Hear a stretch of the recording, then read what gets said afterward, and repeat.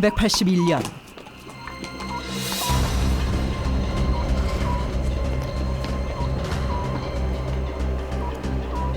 당나라 황실에 급보가 날아든다. 당대 최강의 10만 대군이 제음으로 이동해 대대적인 군사훈련을 시작할 것이라는 소식이었다. 당 조정은 경악했다. 국가의 존망이 걸린 사태가 기어이 벌어지고 만 것이다.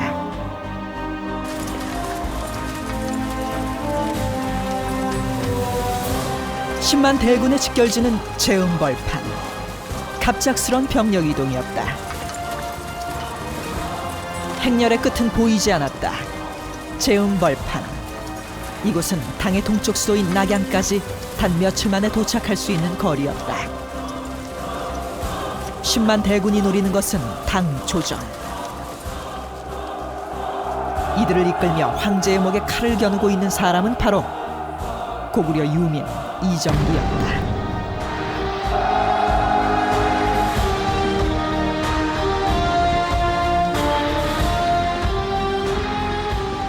고구려 패망 64년 후 등장한 이정기. 그것은 또 다른 고구려 역사의 시작이었다.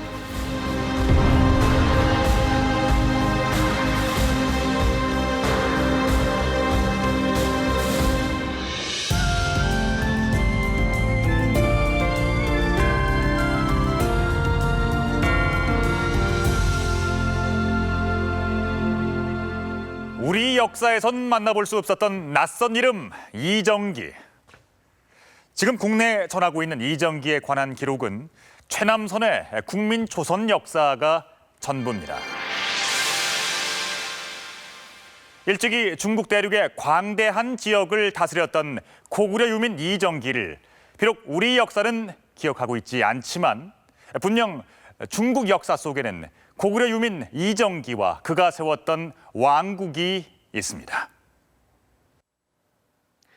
자치통감, 책부원귀, 문헌통고, 신당서, 구당서, 이 책들은 모두 중국의 역사서입니다. 이 모든 책에 이정기에 대한 내용이 선명하게 나와 있는데요. 특히 당나라의 정사를 기록한 구당서에는 열전으로까지 분류하면서 이정기를 아주 자세하게 담아내고 있습니다. 그 첫 문장은 이렇게 시작됩니다. 중국 대륙은 이정기를 대단히 두려운 존재로 그리고 있습니다. 당나라를 위협했던 그의 힘은 실로 막강했습니다.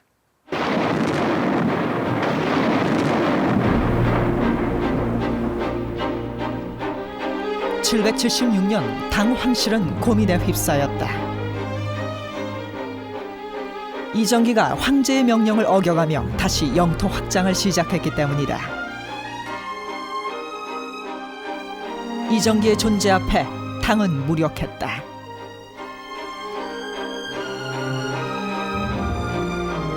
이날 황실이 마련한 대책은 바로 이정기에게 당나라의 최고 직위인 제상직을 주는 것이었다.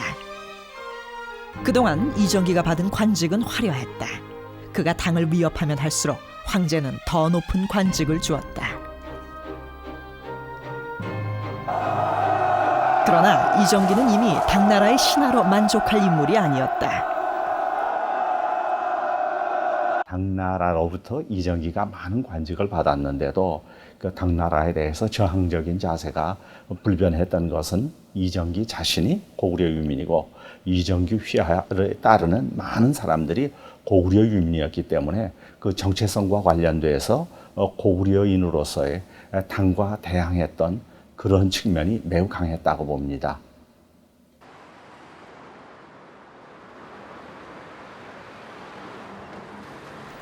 산동반도의 역사도시 청주. 이곳은 이정기가 다스리던 영토의 수도 역할을 했던 곳이다. 1200년 전 대륙을 호령했던 이정기의 흔적이 아직도 이곳에 남아있을까?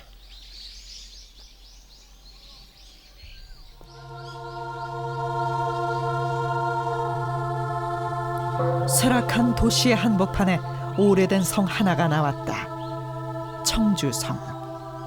보수의 보수를 거쳐 지금의 모습을 하고 있는 이성의 주인이 바로 이정기였을까? 청주는 과연 이정기를 기억하고 있을 것인가? 이정기의 흔적을 더듬어서 찾아간 곳.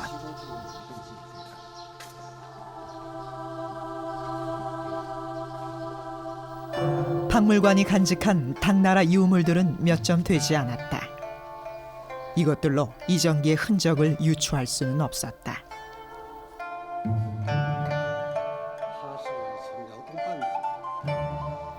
안내를 받아 따라간 곳. 그곳에는 놀랍게도 이정기의 이력을 적어 전시하고 있었다. 청주, 치주 등 15개 지역을 장악했던 이정기는 청주시의 영웅이었다. 就是李真基治理期间最强大的。他的疆域除了现在山东省以外，还包括现在的河北的沧州、河南的濮阳、安徽的一部分，整个江苏淮惠以北地区，是青州历史上疆域最大的时候。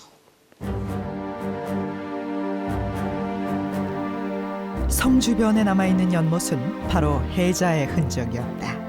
그 너비만도 10m가 넘었다.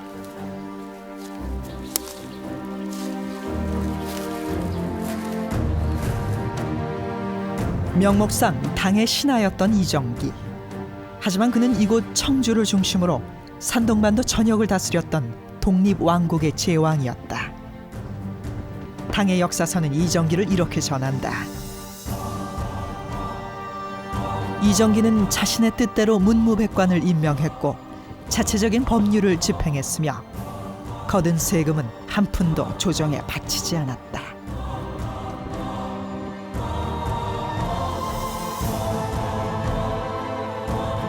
이정기가 하는 모든 일은 황실의 존망마저 위협하는 것이었다.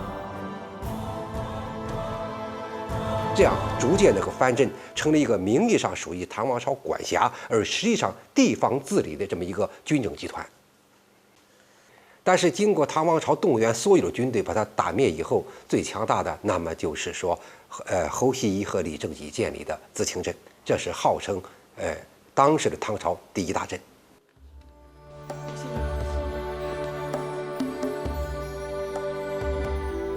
이정기는 황제를 포함해 당나라의 모든 권력자들에게 두려운 존재였다.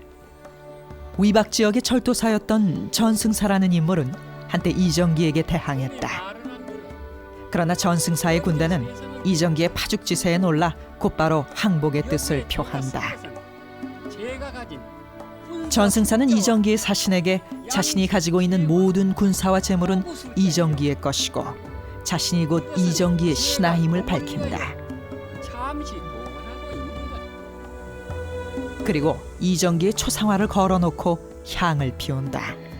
이는 바로 황제를 대하는 예법이었다.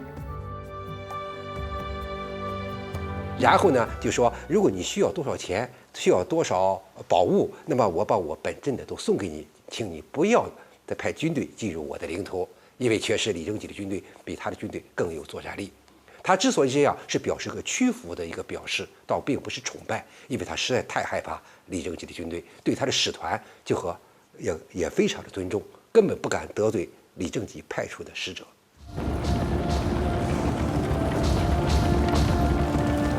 수많은 전투를 통해서 이정기는 중국 전역에 알려지기 시작했다. 전장에 나가 패한 적이 없었던 이정기는 중국 대륙 전체를 두려움에 떨게 했다. 16년간 그의 병력은 3만 명에서 10만 명으로 늘어났다. 그가 전투를 치르며 키워낸 군사는 당대 최강이었다. 모든 준비를 마친 이정기는 영토를 확장하기 시작한다. 이정기가 처음 다스리던 지역은 9개 주였지만 불과 10년 사이에 무려 6개의 주를 점령해버린다. 이 중 용교를 차지한 것은 철저하게 당 황실의 숨통을 조이기 위한 것이었다.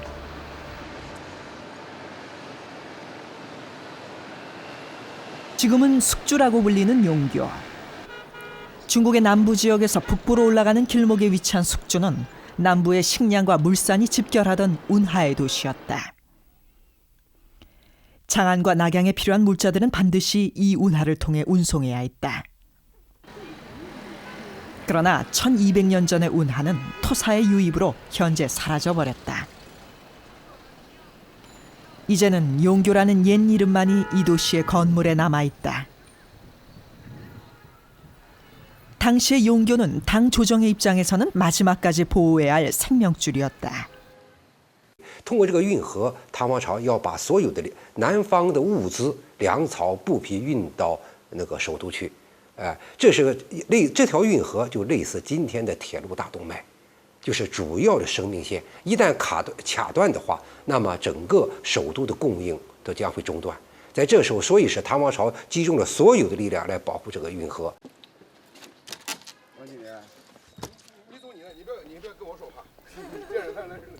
숙주 시내의 한복판.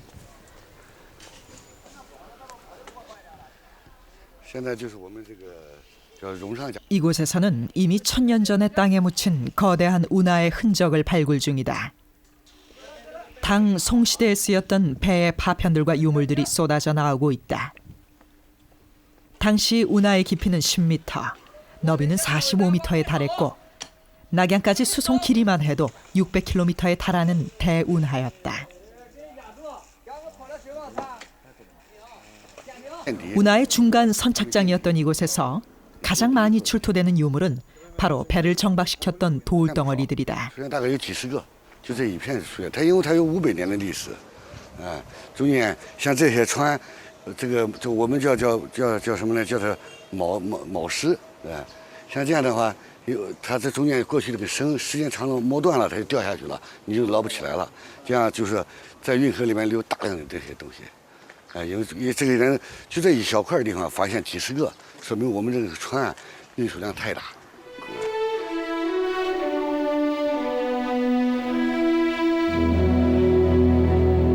운하의 옛 모습을 보기 위해 찾아간 곳. 당나라 시인 백거이를 기리는 낙천원. 이정기와 동시대 사람이었던 백거이는 이곳에서 별장을 짓고 살았다. 그가 그렸던 용교 벼럽도 그 속에는 당시 용교 운하의 모습이 있다. 시내 한가운데로 강이 흐르고 다리 아래론 배들이 줄을 지어 다니고 있다. 이것이 수천 척의 배가 쉼없이 오갔던 운하의 도시 용교였다. 남부의 거대한 식량과 물산은 이 운하를 통해서 들어왔다. 당에서 필요한 모든 물자의 80%를 수송했던 이 운하를 지키는 일은 곧 국가의 생명줄을 지키는 것과 같았다. 황제의 군대와 이정기의 군대 간의 치열한 전투는 계속됐다. 당시 이제 그 당 국가라는 거는 예나 지금이나 이 재정이 필요한데 재정을 떠받치는 곳이 양자강 지역이었습니다. 그래서 이 양자강 지역에서 이 대운하를 통해서 이렇게 물자를 재화를 이제 수송에 올려야 되는데 바로 그 막 길목 부근에 이정기가 있었던 겁니다. 실제 이정기 같은 경우는 충돌이 생기면은 바로 이제 이 대운하부터 봉쇄하는. 그러면 이제 바로 그 당은 이게 이제 흔들리는 막 그런 장면을 여러 번 연출을 했습니다. 전투에서 승리한 이정기는 곧바로 운하를 봉쇄해버린다.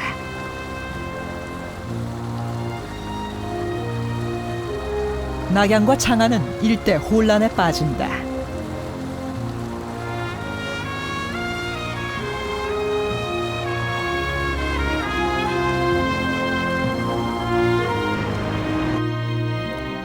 그 드넓은 중국 대륙에서 고구려 유민 출신인 이정기는 어떻게 그토록 강력한 힘을 쌓을 수가 있었던 것일까요?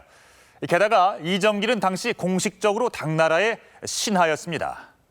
그랬던 그가 어떻게 당 황실의 반기를 들 수가 있었던 것일까요? 그것은 당나라의 변방 방어 정책이 그 1차적 기반이었습니다. 일단 당나라의 주변 정세를 살펴볼까요?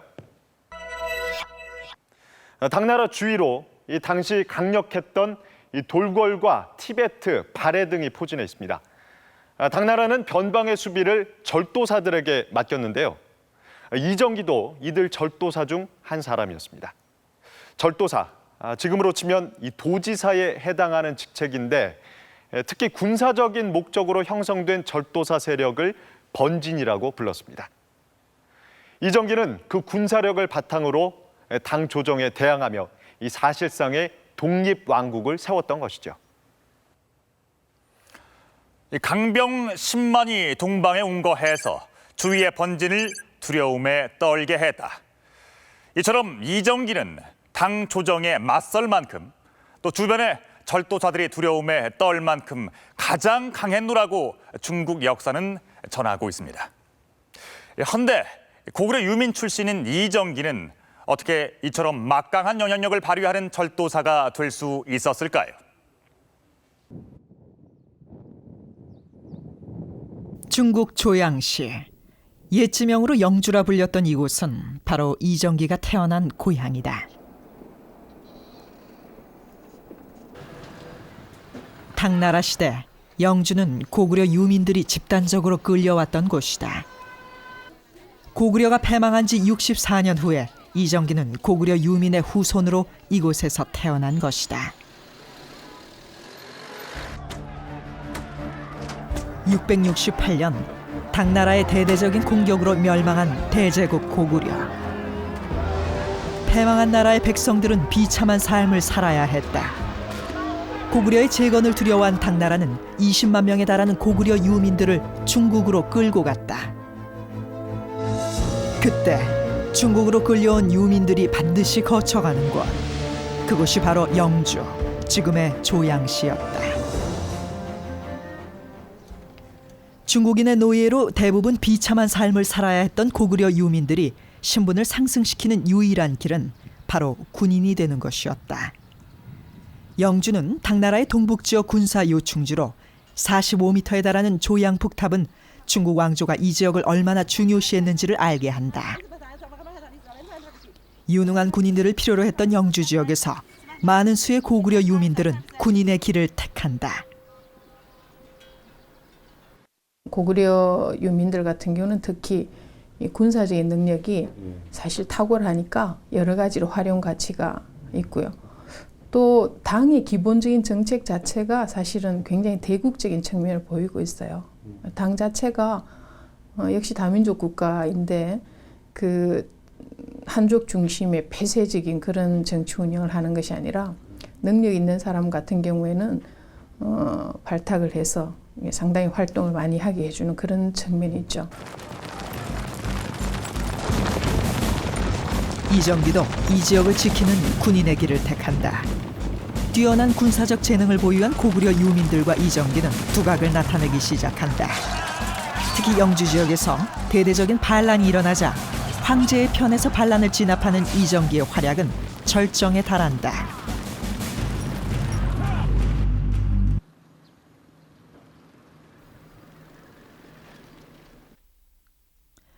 이민족 출신의 당나라 군인들에 대해 연구해온 왕사이스 박사는 이정기와 휘하의 군인들이 고구려적 기품과 동질성을 지닌 세력이었다고 말한다.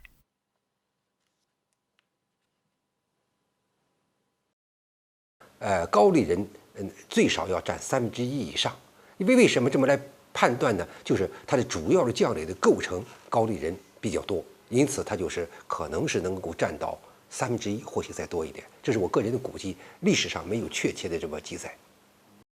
그 주변에 유민들이 많이 사니까 그 사람들끼리 결집을 많이 했고 부대를 형성을 해도 고구려 유민들을 많이 넣죠. 이정기가 나중에 이제 권력을 장악하게 되고 하는 것도 당연히 고구려 유민들의 어떤 그 추대 또 그 사람들의 결집된 힘, 지지 이런 것이 아주 큰 역할을 했습니다. 사실.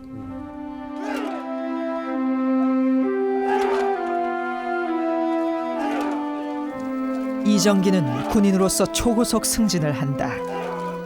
26의 나이에 장군의 자리에 올랐던 이정기는 30살에 이미 군대의 2인자 자리인 병마사가 되어 군사들을 지휘해왔다. 부하들은 그의 용맹함과 지도력에 전적인 신뢰를 보낸다.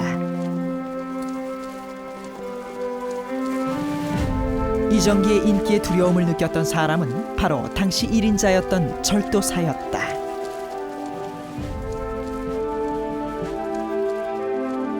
而李正基不但严厉，还更有人情味儿，更关心，更体验部下。今天的话说，就是说，那个李正基更得军心。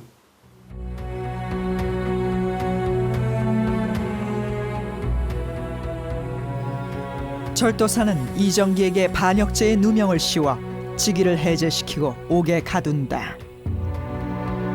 억울하게 죽을 날만 기다리고 있었던 이정기.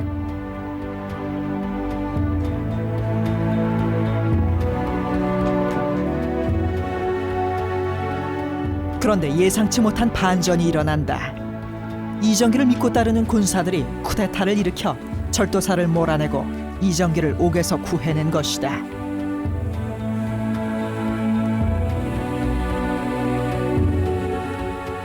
쿠데타에 의해서 축출당한 절도사는 도망을 갔고 이정기가 드디어 지청번진의 절도사가 된 것이다. 절도사는 황제가 임명하는 자리. 하지만 부하들의 절대적인 신임에 의해 절도사로 추대된 이정기를 당 조정도 인정할 수밖에 없었다. 33살의 이정기. 그는 그렇게 절도사가 되었다.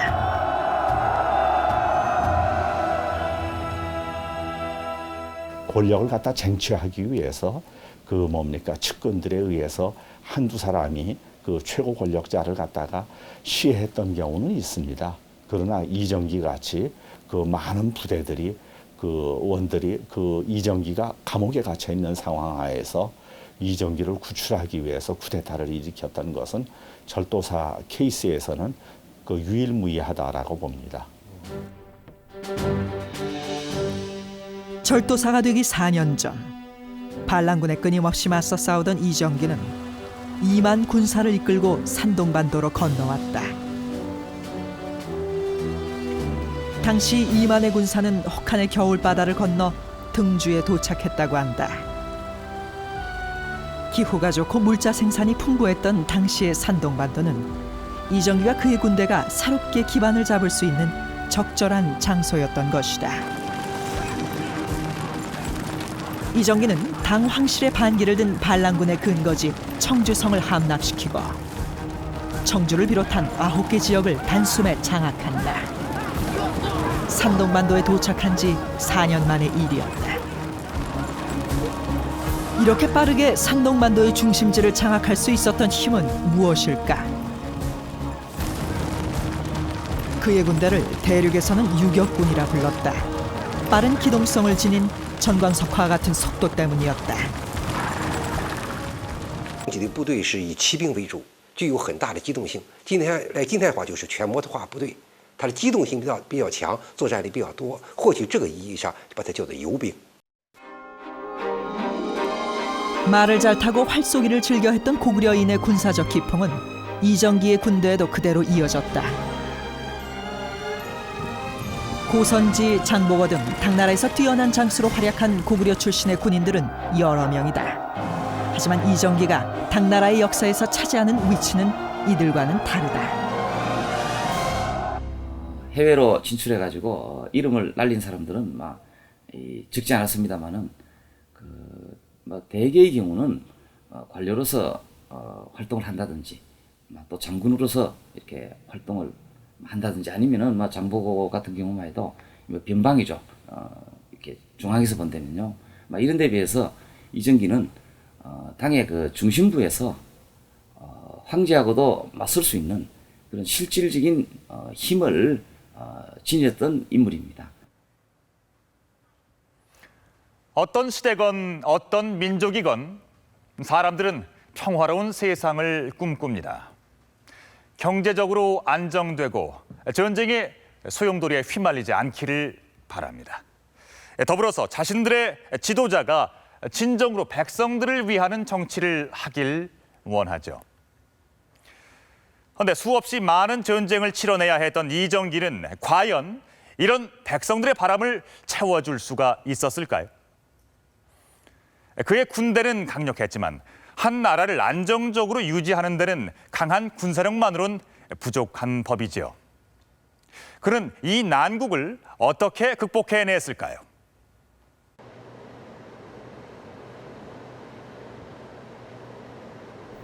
이정기가 차지했던 산둥반도. 그가 이 지역을 차지했다는 것은 어떤 의미일까? 당시 산둥반도의 생산력은 대단한 것이었다. 대표적인 것이 바로 소금이었다. 중국 전체 소금 생산량의 50%를 이곳 산둥반도에서 생산해냈던 것이다. 중국에서는 소금을 국가가 직접 관리할 정도로 귀한 물자였다. 당나라 재정 수입의 절반을 소금을 전매함으로써 얻는 돈으로 충당했을 정도다. 이정기는 소금의 주요 산지를 우선적으로 정벌하며 당나라의 재정에 막대한 타격을 입힌다.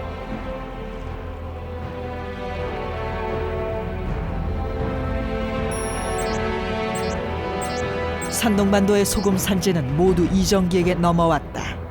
중국 소금의 절반을 이정기가 차지한 것이다. 철과 동의 확보도 동시에 이루어졌다. 군사력 증강을 위해 반드시 차지해야 할 곳이었다. 장악해 나가는 과정 중에서 제일 우선시했던 게 철, 그러니까 무기의 재료가 되는 철의 산지와 산둥성 내에 그다음에 소금의 산지를 우선적으로 공격하고 있다라고 하는 그 신당서 구당서 기록을 통해 봤을 때도 전략적인 전략 물자였던 소금과 철을 염두에 두고서 그 산지를 먼저 확보하려고 시도했던 것이 아닌가 이렇게 생각됩니다.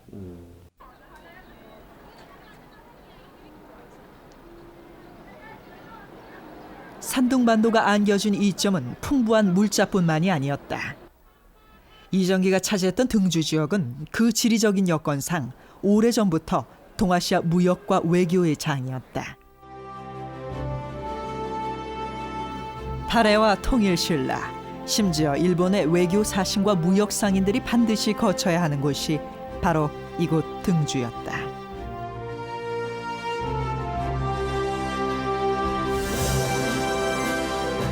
이정기가 받았던 관직 중에 하나가 바로 해운 앞 신라 발해 양번사라는 직책이다. 해운이라고 하는 이제 그것은 말 그대로 이제 바다를 통한 운수거든요. 그러니까 그 바다를 통해서 산둥성 등주로 오는 거는 주로고 이제 발해, 신라, 바다 건너 일본 요 세 나라고요. 그래서 이제 고력적으로 오는 외교라든지 무역 그런 거를 이제 통제 관리하는 그런 역할이고, 그다음 앞 신라 발해 양번사라고 하는 신라 발해 두 나라의 외교적인 외교 사절단, 공식 외교 사절단도 접대를 한다든지 관리를 한다든지, 그래서 정치, 외교, 그다음 무역 요 세 가지 면을 다 관리한다, 그렇게 이제 생각이 되는 직책입니다. 이정기는 이 관직을 이용해 당 조정을 배제하고 발해 통일신라와의 독자적인 무역을 함으로써 힘을 키워나간다.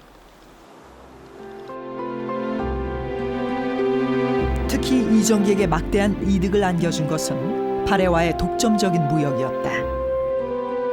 당시 발해의 산물은 주변국들이 사들이고 싶어하는 희소 가치가 있는 것들이 많았다. 그 중에서 발해의 명마는 모두가 탐을 내는 전략 물자였다. 이정기는 발해의 명마를 해마다 10,000마리 이상씩 사들였다. 자신의 기마병 증강을 위해서, 또한 다른 나라의 되팔므로써 중간에 막대한 이득을 남기기 위해서였다. 그래서 지금은 뭐 핵무기라든지 석유 같은 게 이제 전략 물자지만 그 당시에는 말하고 철이 이제 굉장히 중요한 전략적인 물자이기 때문에 그거를 국가가 정식적으로 정한 사람들 외에는, 공식적인 루트 외에는 들여오는 것 자체가 불법입니다. 그런데 그거를 해마다 이제 막대한 양의 말을 발해에서 수입하고 있다는 것 자체가 그 무역적인 측면에서도 이정기 일가의 그 치청 번진이 당나라 중앙정부와 대립각을 세우고 있었다라고 이렇게 생각됩니다. 이정기가 활동했던 8세기 중반 당나라의 실상은 참혹했다. 수많은 반란이 일어났고 그 폐해는 고스란히 백성들에게 돌아갔다. 약탈과 살인이 끊이지 않았고 굶어 죽는 사람들이 늘어나도 당 조정은 구제할 능력이 없었다. 这是当时唐王朝到那个时期，李真基的时期，已经是可以这么讲吧，开始衰败。他们一些执政，那些政策什么不利于农业的生产的发展，不利于人民的生活。 하지만 이정기가 다스리는 산둥반도 일대는 정치 경제적으로 안정을 이루며 태평성대를 구현해냈다. 이정기가 독자적으로 만들어 시행한 법령은 명확했고 백성들이 내는 세금 또한 가볍고 공평했다. 당시 대륙 전역에서 제일 강대하고 살기 좋은 곳이었다고 중국의 역사는 전한다. 하지만 나라의 기강은 엄격히 세웠다. 이정기는 엄하고 냉정하게 정사를 처리했다. 李真基当了节度使，他统治很严密，史书上讲所在不敢偶语，就是下面不敢两个人交头接耳讲话，所以很。但是呢，他统治富裕宽平，赋税呢还比较公平啊，经济啊，还做得比较公平。那么讲，就是这个人还是有一点。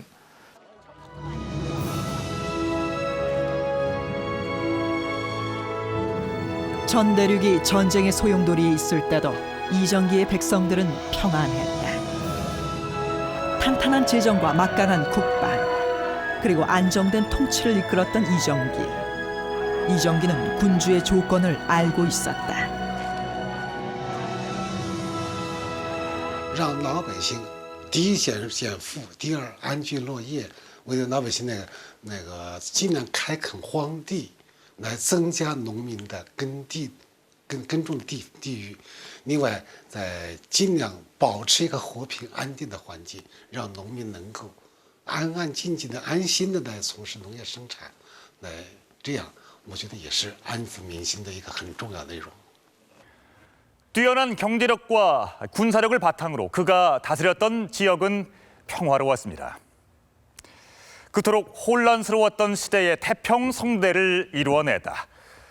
그는 분명 강력한 카리스마의 통솔력을 갖춘 인물이었습니다.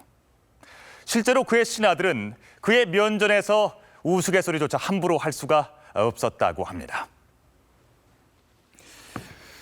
이정기는 정사를 엄격하게 다스렸다고 구당서에 기록되어 있습니다. 일례로 그는 이 군사들의 약탈을 금지시켰는데요. 전쟁에서 이기면 전리품을 노리는 군인들에 의해서 을의 약탈이 일어나기 마련이죠. 하지만 이정기는 이를 용납하지 않았고 정복한 지역의 주민들을 오히려 보호했습니다. 중국의 역사서는 이정기의 그런 면모가 사람들의 마음을 사로잡았다고 전하고 있습니다. 국방과 외교, 정치와 경제에 이르기까지 모든 조건을 탄탄하게 갖춘 이정기는 777년 수도를 갑자기 운주로 옮깁니다. 이 운주는 당나라의 동쪽 수도인 낙양으로부터 불과 300여 킬로미터 떨어져 있는 가까운 거리였는데요. 드디어 이정기 일생의 목표를 실행에 옮길 때가 된 것입니다.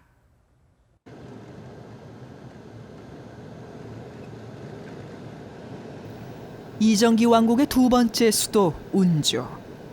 그 위치를 추정하면 운주는 지금의 동평현 부근이다. 조그마한 시골 마을로 변한 동평현. 1300년 전에 세워졌던 이정기의 운주성을 이곳 사람들은 기억하고 있을까? 以前那个唐朝时候的那个运州城在什么位置知道吗？它是运州城，运州城啊。运州城啊。那唐。那是。呀，肚子疼，太倒霉了。运州城。有州城，没有运州城，没有运州城。 운주성은 도대체 어디에 있는 것일까? 이곳 문물관리소를 찾아 그 행방을 알아보기로 했다. 运州古城的情况。你好，欢迎。地图，这个 옛 운주성이 있었다는 자리. 腹地上山东省，这是 놀랍게도 그가 가리킨 곳은 호수였다. 说的这个运州古城啊，就坐落在这个东平，现在呢淹在这个东平湖的湖底，在这个湖底。这个91年的时候，曾经因为这个，就是说这个枯水啊，咸平延年，这个地方决口啊。 지금은 옛 지도상으로만 그 위치를 파악할 수 있다. 唐朝那个运州城的位置在哪里呢？唐朝这不是在这儿吗？这个徐塘城、运州城现在在这个水边上。到了宋朝的时候啊，就是迁到了这儿，这个周城镇，宋朝迁到了这儿。 운주성은 1000년 전 황하의 갑작스런 범람으로 물에 잠겨버렸다고 한다. 이 호수의 밑 어딘가에 거대한 운주성이 자리하고 있을 것이다. 배를 타고 30분 후 호수 한가운데 섬처럼 떠있는 땅이 나타났다. 이 섬은 4년 전부터 관광지로 개발됐다. 송나라 때의 농민봉기를 기념하는 것. 이정기 시대와는 상관이 없었다. 이제는 아무런 흔적조차 남아있지 않은 운주성.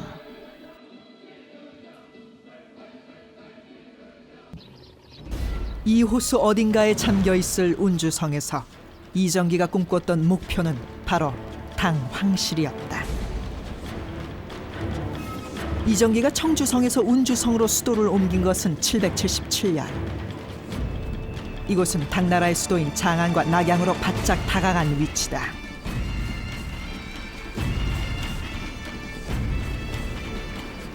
이정기의 모든 계획은 순조로웠다. 당대 최강의 10만 대군을 키워냈고 운하를 차단해 당의 생명줄을 끊어놓았다. 그는 마침내 당 황실을 향해 칼을 빼어든다.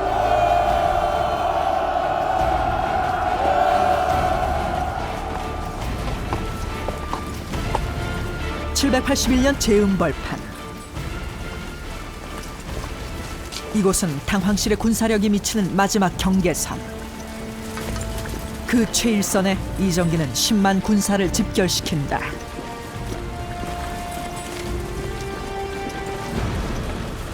이정기의 영역을 확대해 보겠는데 그 동쪽으로는 뭐 황해 바다가 있으니까 더 확대가 될 수가 없겠죠.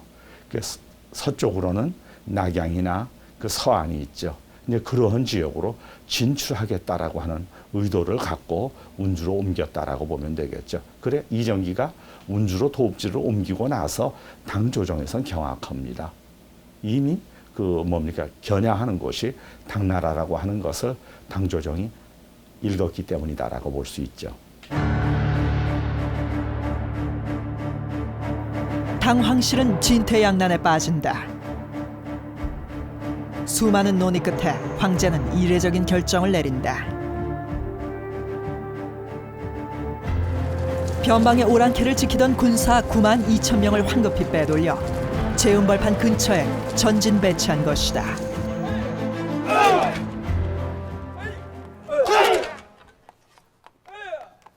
이정기의 준비는 끝까지 치밀했다. 밤낮으로 군사들을 훈련시키며 마지막 싸움을 준비했다.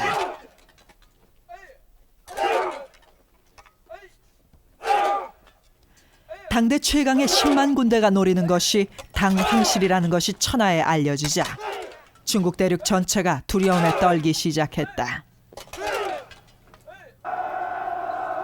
모든 조건을 자신에게 유리하게 만든 이정기의 군대는 이미 승리를 예견하고 있었다.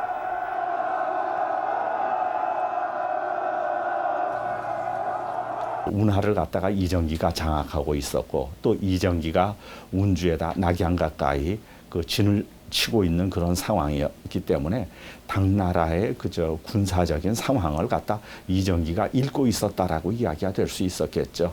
물론 급히 당나라에서도 총력을 다해서 이정기가 그 서쪽으로 진출해서 낙양이나 장안을 위협하는 것을 막으려고 했다고 하지만은 이미 그러한 것은 이정기의 계산 안에 있었다라고 이야기가 될 수 있습니다. 그래서 이정기에 대해서는 당나라가 매우 두려워했던 거죠.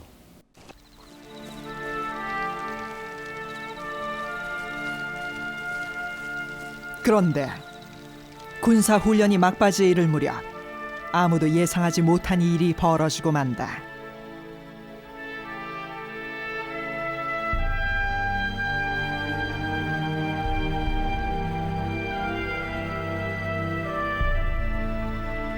(781년 7월) 너무나 허망한 죽음이었다.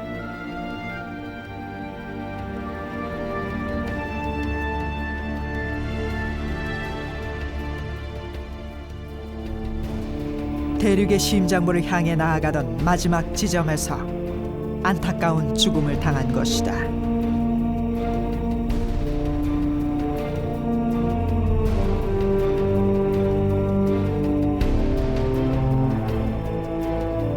하지만 이정기의 뜻은 쓰러지지 않았다. 이듬해 이정기의 왕국을 그의 아들 이납이 계승한다. 이납은 나라 이름을 제라칭하며 독립국임을 만천하에 선포한다. 문무백관을 임명하고 자체적인 법령을 마련해 나라의 기틀을 다진 이납은 아버지의 뜻을 이어가며 당을 압박해 나간다.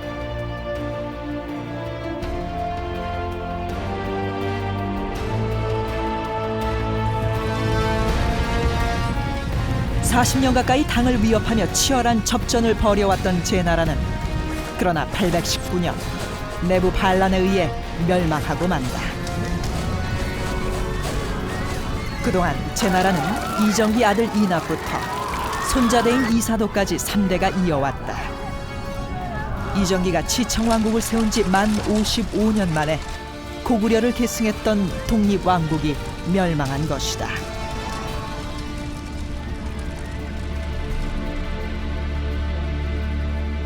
당나라의 보복은 잔인하고 처참했다.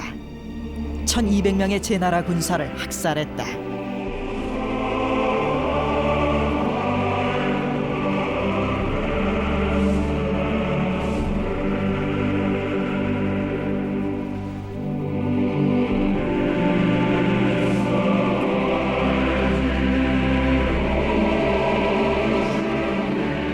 이런 경우는 굉장히 예외적이고, 그리고 이에 대해서는 이 사마강도 아무튼 참 이런 것이 너무 심하다.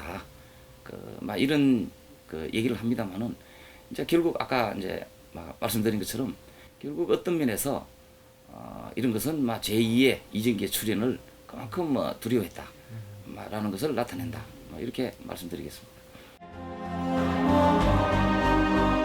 패망한 제국의 후손으로 태어난 이정기와 유민들. 그들은 대륙 속에서 불꽃처럼 살다간 마지막 고구려인들이었다.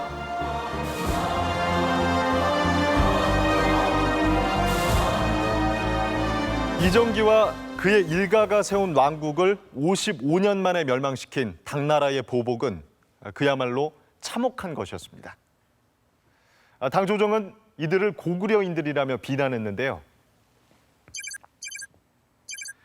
고구려의 흉악한 무리에 붙어 살면서 나쁜 풍속에 물들었다. 하지만 이는 오히려 역설적으로 이정기의 나라가 고구려의 기풍을 계승했을 뿐 아니라 그 문화와 풍습까지도 지켜왔음을 반증하는 것이 아닐까요? 1000년이 넘는 세월 동안 이정기라는 이름은 어둠 속에 있어 왔습니다. 이제 우리가 잊혀진 고구려인 이정기를 당당히 우리 역사 안에 복원시킬 때입니다. 역사는 기억하는 사람이 있는 한 잠들지 않습니다.